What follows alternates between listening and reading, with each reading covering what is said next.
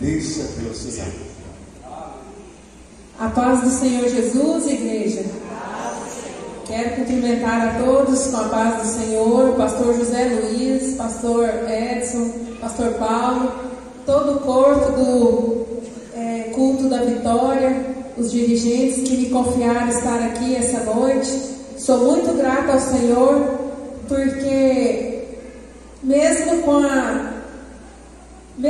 as nossas fraquezas, mesmo com os nossos defeitos, mesmo com as nossas falhas, o Senhor tem nos usado, o Senhor tem nos colocado diante de situações que têm ajudado pessoas, porque uma coisa eu tenho aprendido, que não é sobre mim, não é sobre a minha vida, é sobre Deus, não é sobre o semeador, é sobre a semente. Então nós não podemos nos calar, nós não podemos ficar de braços cruzados, porque é o Senhor que usa, é Ele que opera, é Ele que faz, amém? Vamos ler na palavra do Senhor, Mateus 24, no verso 44, que é o texto, que estamos em referência a esta campanha, no culto da Vitória, que tem como o tema: se a volta de Jesus fosse agora, você estaria preparado? Então é um momento, são dias de reflexão, e o Senhor nos convida a termos esse entendimento, que precisamos refletir dia após dia sobre a nossa vida, sobre o que Ele tem para cada um de nós. Vamos ler Mateus 24, 44.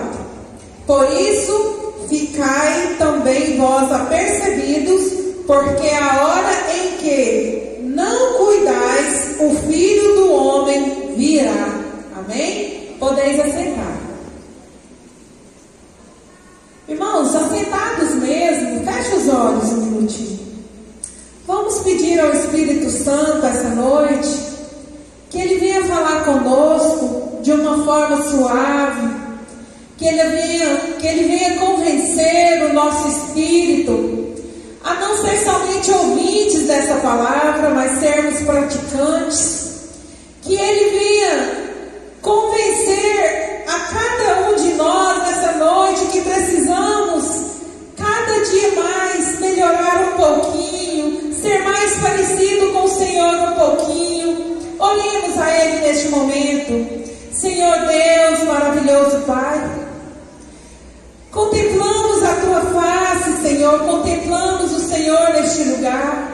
Pedimos a Ti, Espírito Santo, que fale conosco, que o Senhor venha revelar a nós a Tua palavra, que o Senhor venha revelar a Tua igreja, o propósito do Senhor com este povo que está aqui, Senhor, que é um povo que tem tido compromisso com o Senhor.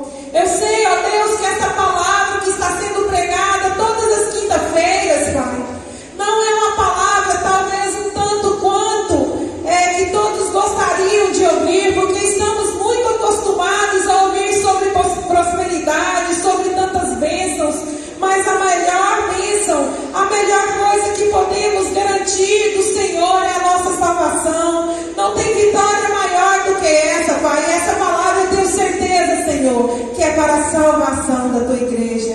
E nós Te louvamos e Te agradecemos em nome de Jesus.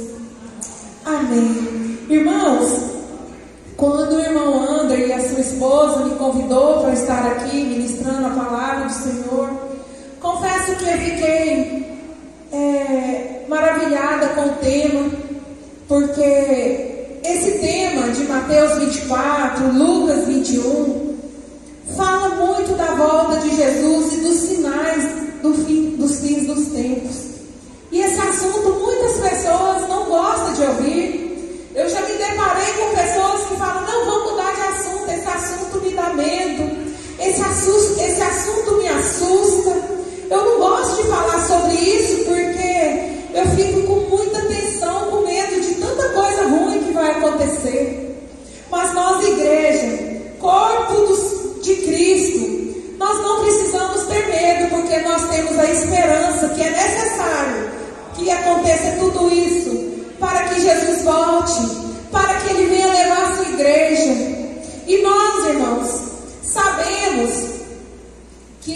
esperança, ela arde como uma chama muito forte no nosso coração, que é esse desejo que nós temos de Jesus voltar e levar a tua igreja.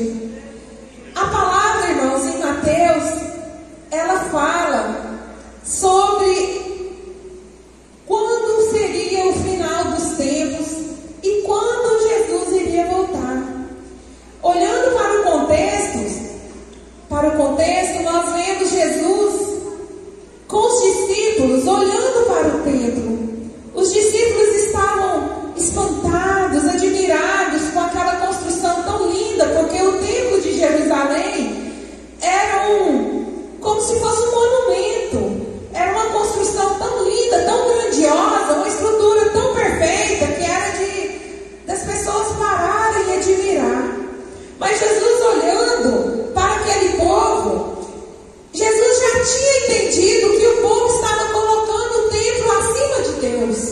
Jesus já tinha entendido que às vezes a pessoa coloca as paredes, a estrutura na frente do Senhor. E Deus quis naquele momento explicar para os discípulos como uma profecia, que ali não ficaria pedra sobre pedra.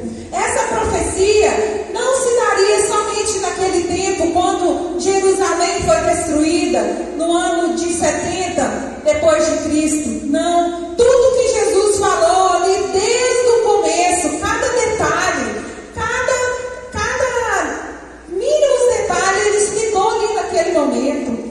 E Jesus, ele olhando para aquele templo, explicando isso para os discípulos, muitos ficaram admirados. Mas como isso vai acontecer? Como um templo desse, tão grande, tão poderoso, tão imponente, vai ser destruído, vai ficar pedra sobre pedra? Mas Jesus queria mostrar o espiritual disso tudo.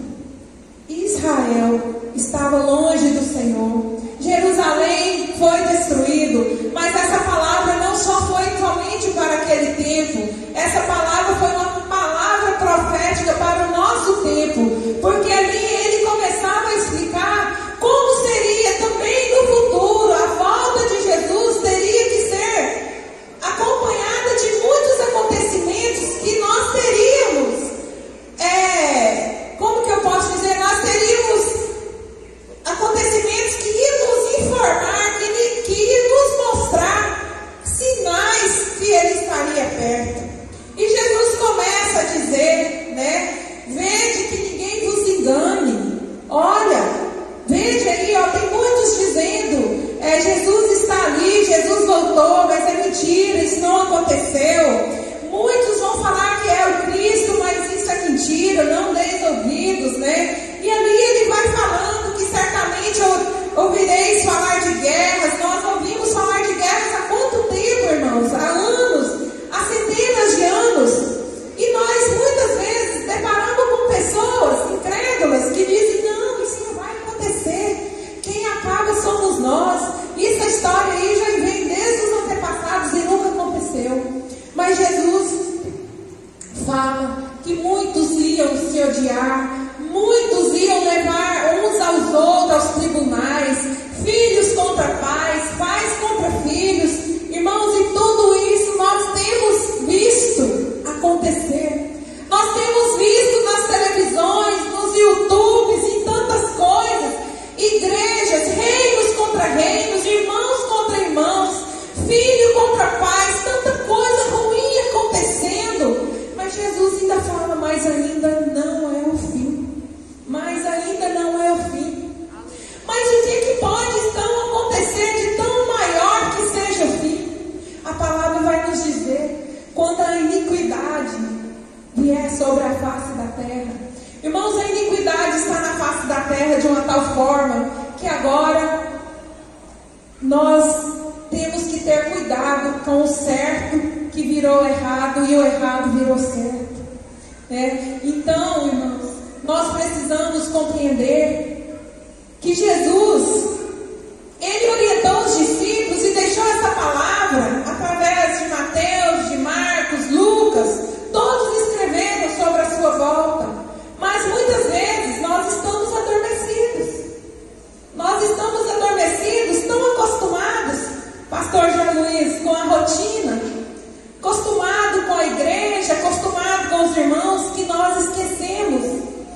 de analisar, de refletir sobre a nossa vida.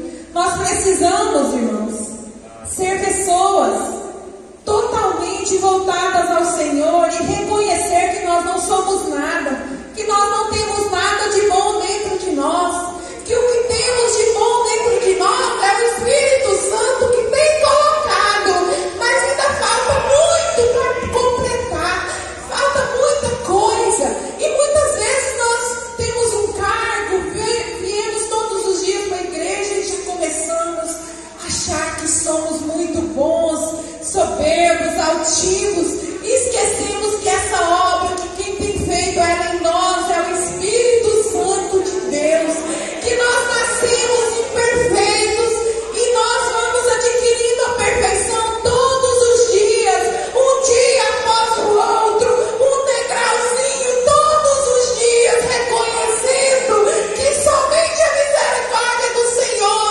pode nos transformar, somente mediante essa palavra penetrante que vai até a divisão da alma e do espírito, que pode transformar as nossas vidas, transformar a nossa mente, ao ponto de nós deixarmos o Espírito Santo nos convencer daquilo que nós entristecemos a Deus. Irmãos, nós quando olhamos para a palavra do Senhor, ouvimos muitas pessoas falar, lemos que Davi era um homem segundo o coração de Deus. Mas como assim, irmãos? Um homem que foi adúltero, prostituiu, cometeu um assassinato. Se nós formos olhar, Davi foi muito pior do que Saul em suas infrações, né? Então eu fiquei imaginando quando Saul foi confrontado, Davi foi confrontado, Saul logo preocupou com o seu reino, preocupou com a sua coroa, mas Davi não preocupou com a presença do Espírito Santo na vida dele. Tanto é que lá no Salmo 51 ele fala: Senhor, perdoa as minhas transgressões, aparta de mim, apaga as minhas iniquidades e limpa-me do meu pecado, porque ele está diante de mim todos os dias. Irmãos, eu conversando muito sobre isso essa semana, porque Deus tem falado muito no meu coração sobre uma mudança diária. Não é só no culto à noite, não, é todo momento, é desde a hora que levantamos, as palavras que liberamos. Nós precisamos prestar mais atenção, porque a iniquidade está sobre a terra, as transgressões estão aí, o pecado está aí a todo momento, e muitas vezes nós nem entendemos o que significa tudo isso. Davi disse: Senhor, perdoa, lava-me das minhas transgressões. Mas o que é isso, transgressão? Transgressão é quando eu transgrido a lei, eu sei que algo é pecado e eu continuo fazendo aquele pecado. O que é iniquidade? É quando o certo já se torna errado e o errado se torna certo. E o que é pecado, irmãos? É tudo isso que nós somos, pecadores. Nós pecamos sem ter sem perceber que estamos pecando. Nós pecamos todos os momentos, mas não porque queremos, porque somos pecadores imperfeitos. Mas o Senhor nos perdoa, o Senhor tem misericórdia de nós, o Senhor tem cuidado de nós, nos perdoando todos os dias.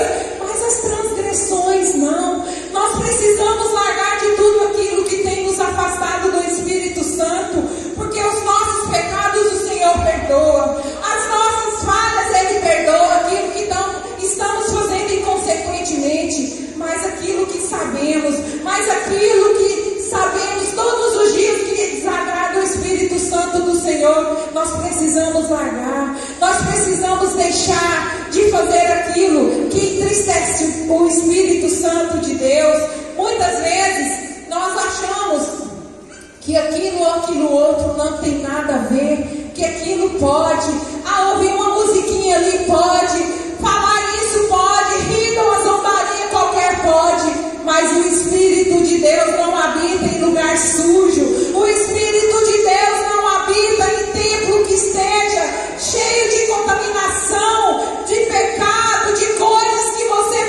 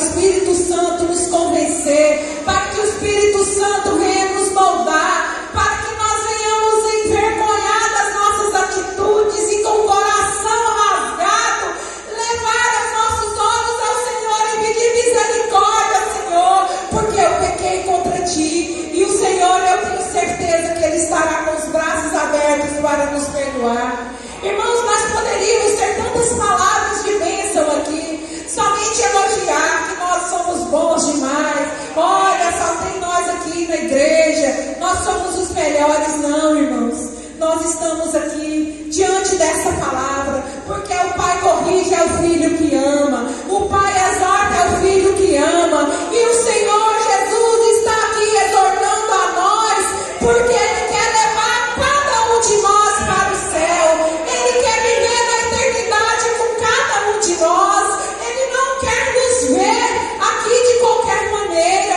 É o Espírito Santo que tem incomodado a cada um de nós a ter esse entendimento, a essa reflexão, esse pensar que nós precisamos se voltar mais para Deus, como está escrito lá em Apocalipse, que João escreveu à igreja de Éfeso: volte ao primeiro amor, olhe para onde tu caíste, volte para o Senhor, porque a gente vê muitas pessoas dizendo: quando eu converti era assim, quando eu me converti era assado, quando eu me converti a igreja fazia isso, fazia aquilo.